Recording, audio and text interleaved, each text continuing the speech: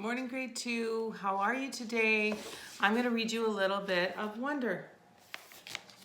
Names: Rat Boy, Freak, Monster, Freddy Krueger, E.T., Gross Out, Lizard Face, Mutant.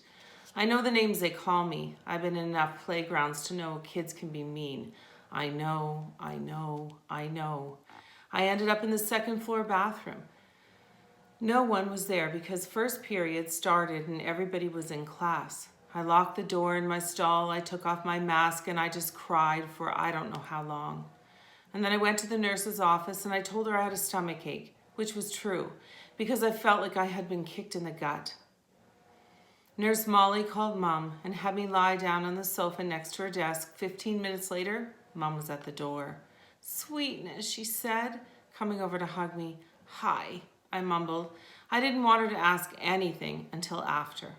"You have a stomach ache," she said, automatically putting her hand on my forehead to check for a temperature. "He said he feels like throwing up," said Nurse Molly, looking at me with very nice eyes. "And I have a headache," I whispered. "I wonder if it's something you ate," said Mom, looking worried. "There's a stomach bug going around," said Nurse Molly. "Oh, geez," said Mom, her eyebrows going up as she shook her head. She helped me to my feet. "Should I call a taxi or are you okay with walking home?" "I can walk." "What a brave kid," said Nurse Molly, patting me on the back as she walked us toward the door. "If he starts throwing up or runs a temperature, you should call the doctor." "Absolutely," said Mom, shaking Nurse Molly's hand. "Thank you so much for taking care of him." "My pleasure," she said, putting her hand under my chin and tilting up my face. "You take care of yourself, okay?" I nodded and mumbled, "Thank you." Mom and I hugged and walked all the way home. I didn't tell her anything about what happened. And later when she asked me if I felt well enough to go trick-or-treating after school, I said no. This worried her, since she knew how much I loved trick-or-treating. I heard her say to Dad on the phone, "He doesn't even have the energy to go trick-or-treating.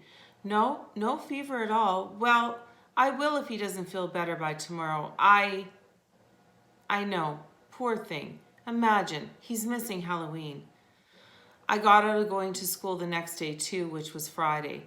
So I had the whole weekend to think about everything. I was pretty sure that I would never, ever go back to school again.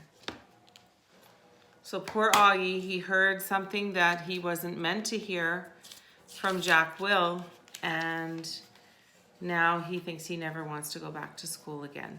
So let's see what happens next time when we talk about Via and from her perspective. So you guys take care. I'm missing you all. See you soon.